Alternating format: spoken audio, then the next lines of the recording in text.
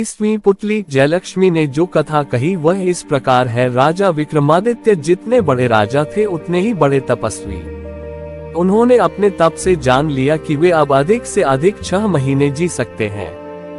अपनी मृत्यु को आसन समझकर उन्होंने वन में एक कुटिया बनवा ली तथा राजकाज से बचा हुआ समय साधना में बिताने लगे। एक दिन राजमहल से कुटिया की तरफ आ रहे थे कि उनकी नजर एक मृग पर पड़ी।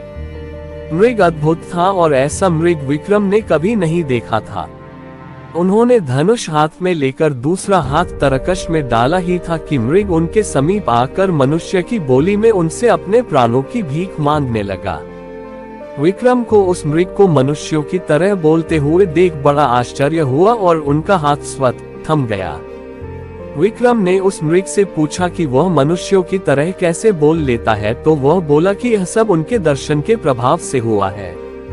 विक्रम की जिज्ञासा अब और बढ़ गई। उन्होंने उस मृग को पूछा कि ऐसा क्यों हुआ, तो उसने बताना शुरू किया। मैं जन्मजात मृग नहीं हूँ। मेरा जन्म मानव कुल में एक राजा के यहाँ हुआ।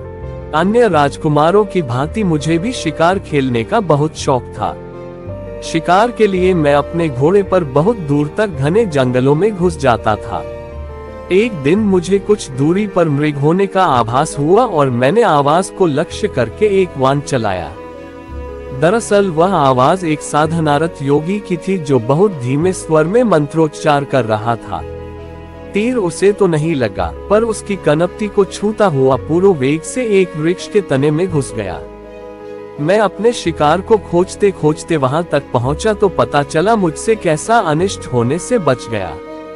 योगी की साधना में विघ्न पड़ा था, इसलिए वह काफी क्रुद्ध हो गया था। उसने जब मुझे अपने सामने खड़ा पाया तो समझ गया कि वह वाण मैंने चलाया था।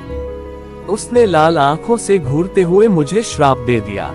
उसने कहा, ओ मृग का शिकार पसंद करने वाले मूर्ख युवक, आज से खुद मृग बन जा। आज के बाद से आखेटकों से अपने प्राणों की रक्षा करता रहे। उसने श्राप इतनी जल्दी दे दिया कि मुझे अपनी सफाई में कुछ कहने का मौका नहीं मिला। श्राप की कल्पना से ही मैं भय से सिहर उठा। मैं योगी के पैरों पर गिर पड़ा तथा उससे श्राप मुक्त करने की प्रार्थना करने लगा। मैंने रो रो कर उससे कहा कि उसकी साधना में विघ्न उत्पन्न करने का मेरा कोई इरादा नहीं था और यह सब अनजाने में मुझसे हो गया। मेरी आंखों में पश्चाताप के आंसू देखकर उस योगी को दया आ गई।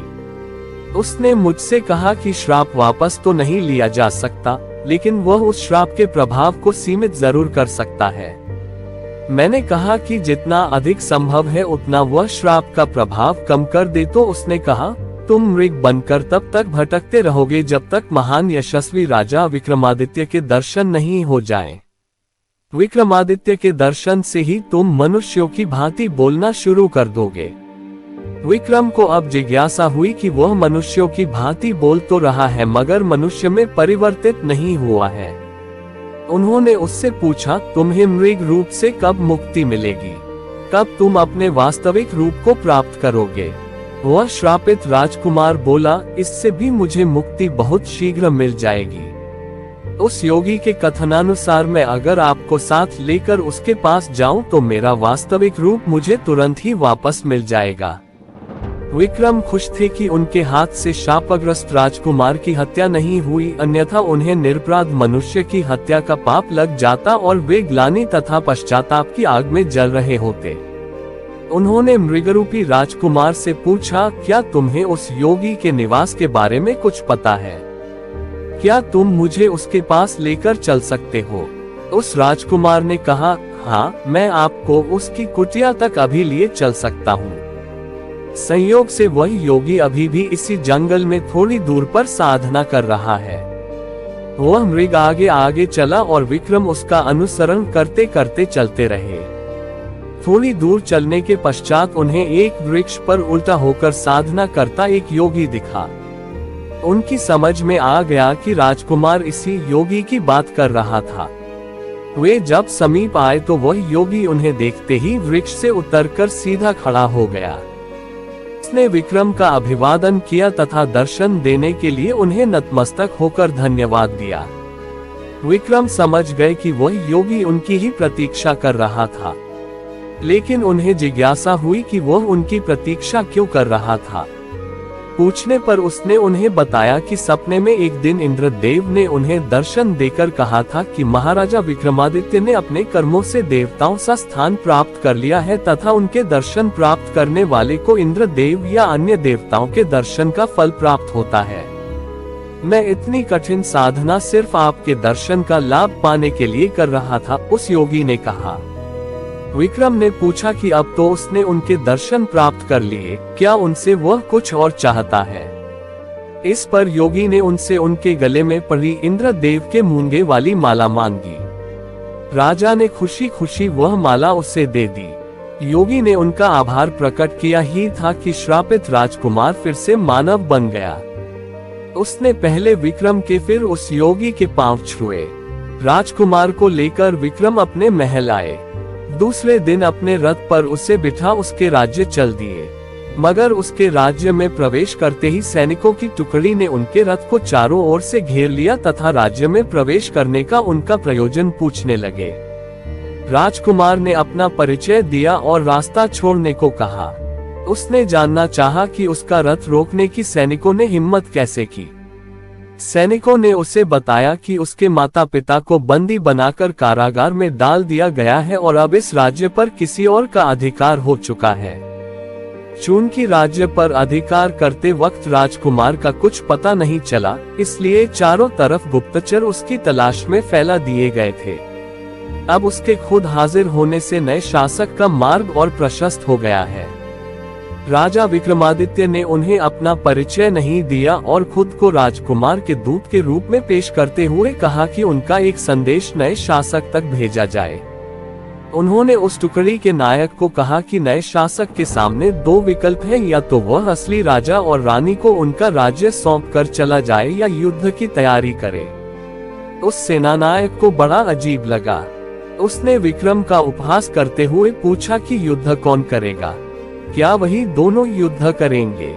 उसको उपहास करते देख उनका क्रोध 7वें आसमान पर पहुंच गया। उन्होंने तलवार निकाली और उसका सर धड़ से अलग कर दिया। सेना में भगदड़ मच गई। किसी ने दौड़कर नए शासक को खबर की। वह तुरंत सेना लेकर उनकी ओर दौड़ा। विक्रम इस हमले के लिए तैयार बैठे थे। उन्होंने दोनों बेतालों का स्मरण किया तथा बेतालों ने उनका आदेश पाकर रथ को हवा में उठ लिया। उन्होंने वह तिलक लगाया जिससे अदृश्य हो सकते थे और रथ से कूद गए। अदृश्य रहकर उन्होंने दुश्मनों को गाजर मूली की तरह काटना शुरू कर दिया। जब सैकड़ों सैनिक मारे गए और दुश्मन नजर नहीं आया तो सैनिकों में भगदड़ मच गई और राजा को वहीं छोड़ अधिकांश सैनिक रणक्षेत्र से भाग खड़े हुए। उन्हें लगा कि कोई पैशाचिक शक्ति उनका मुकाबला कर रही है। नए शासक का चेहरा देखने लायक था। वह आश्चर्यचकित और भयभीत था ही हताश भी दिख रहा था। उसे हतप्रभ देख विक्रम ने अपनी तलवार उसकी गर्दन पर रख दी तथा अपने वास्तविक रूप में आ गए। उन्होंने उस शासक से अपना परिचय देते हुए कहा कि या तो वह इसी क्षण ये राज्य छोड़कर भाग जाए या प्राण दंड के लिए तैयार रहे। वह शासक विक्रमादित्य की शक्ति से परिचित था तथा उनका शौर्य आंखों से देख चुका था, अतः वह उसी क्षण उस राज्य से भाग गया। वास्तविक राजा रानी को उनका राज्य वापस दिलाकर वे अपने राज्य की ओर चल पड़े। रास्ते में एक जंगल पड़ा। उस जंगल में एक मृग उनके पास आया तथा एक सिंह से अपने को बचाने को बोला, मगर महाराजा विक्रमादित्य ने उसकी मदद नहीं की। वे भगवान के बनाए नियम के विरुद्ध नहीं जा सकते थे। सिंह भूखा था और मृग आदि जानवर ही उसकी क्षुधा शांत कर सकते थे। ये सोचते हुए उन्होंने सिंह को मृग का शिकार करने दिया और इस तरह 30वीं पुतली जयलक्ष्मी की कहानी समाप्त हुई।